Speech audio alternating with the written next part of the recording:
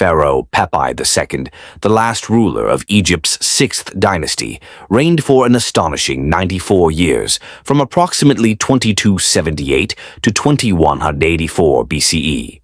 His reign is marked by both grandeur and decline, as Egypt transitioned from a flourishing kingdom to one on the verge of collapse. However, Pepi II is also remembered for one particularly bizarre story: his purported practice of covering slaves in honey to keep flies away from him. Pepi II ascended the throne at the tender age of 6, following the death of his father, Pharaoh Pepi III. Egypt was at the height of its power, with the vast wealth and cultural achievements of the Old Kingdom defining its global standing. Pepi II inherited a kingdom that had spent centuries constructing monumental pyramids and temples, and his task was to maintain the empire's vast wealth and influence. Early on in his reign, the young Pepi was adored as a boy king. According to various inscriptions and records, he was well educated, receiving the best teachings on religion, governance, and warfare. The young pharaoh ruled from Memphis, the capital of ancient Egypt, and presided over an expansive bureaucracy that managed trade, agriculture, and diplomacy. However, as Pepi II grew older, the splendor of his rule began to dim. Egypt's regional governors, or nomarchs, gained increasing power and autonomy, diminishing the authority of the central government. Moreover, political unrest, economic hardship, and declining Nile floods contributed to the gradual weakening of Egypt's Old Kingdom. Amid the backdrop of Egypt's gradual decline, stories of Pepi II's eccentricities and quirks emerged, none more famous than his supposed tactic for dealing with flies. Ancient texts recount that Pepi II, particularly in his later years, was so averse to the annoyance of flies that he devised an unusual solution. He would have slaves stripped naked and covered in honey, their bodies acting as human fly traps to protect the pharaoh from the incessant pests. The ancient Egyptians believed flies were symbols of tenacity and persistence, as they seemed almost indestructible. While Pepi II may have admired these traits from a distance in close proximity, the buzzing insects were an unbearable nuisance. The legend suggests that the pharaoh, unwilling to endure the constant swarms of flies, ordered his attendants to smear honey on the exposed bodies of slaves.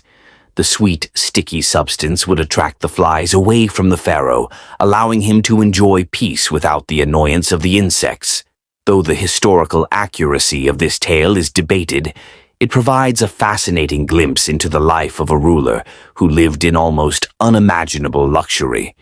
The image of Pepi II lounging in his palace, surrounded by slaves covered in honey, is a stark reminder of the extremes of wealth and power enjoyed by the pharaohs of ancient Egypt. Whether true or not, the story paints a picture of a monarch increasingly isolated from his people, shielded from discomfort by the most bizarre of means. In ancient Egyptian culture, flies held significant symbolic value. The military elite often wore fly-shaped jewelry as a symbol of their perseverance and relentlessness in battle.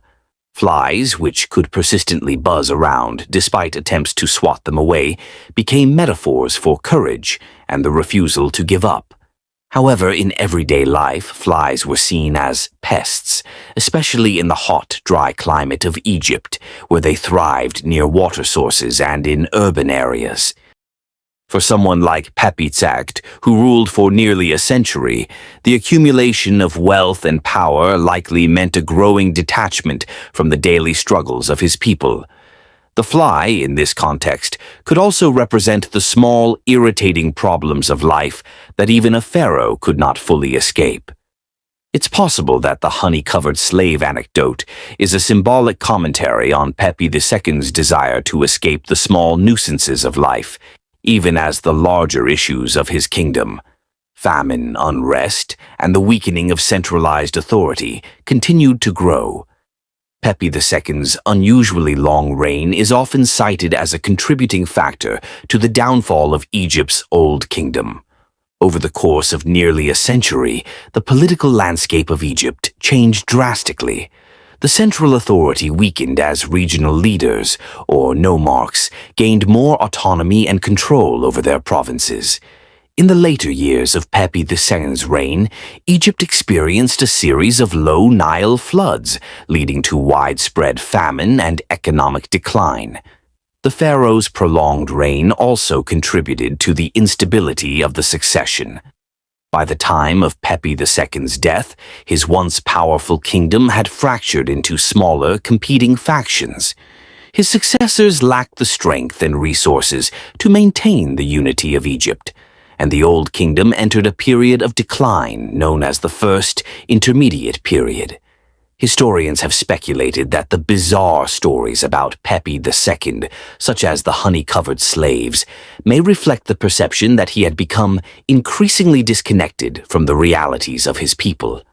As Egypt faced economic hardship, drought, and internal strife, the pharaoh's preoccupation with personal comfort and luxury may have seemed increasingly out of touch. Despite the decline of Egypt during his reign, Pepi II remains an enigmatic figure in history. His exceptionally long rule, one of the longest in recorded history, spans a period of both great prosperity and severe decline.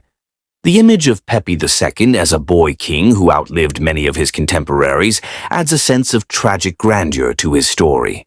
While the tale of the honey-covered slaves might be apocryphal, it has endured through the centuries as a symbol of the excesses of ancient Egyptian royalty. Pepi II's story serves as a reminder of the fragility of power and the dangers of isolation and detachment from the needs of the people. His reign, once marked by the glory of Egypt's Old Kingdom, ultimately ended in the collapse of centralized authority and the beginning of a new, tumultuous era in Egyptian history. Though Pepi II may have sought to shield himself from the irritations of life, whether in the form of flies or political instability, the forces that would eventually bring down his dynasty were far beyond the reach of even the most eccentric solutions. His story, and the strange legend of the honey-covered slaves, remains one of the more bizarre and fascinating chapters in the long history of ancient Egypt.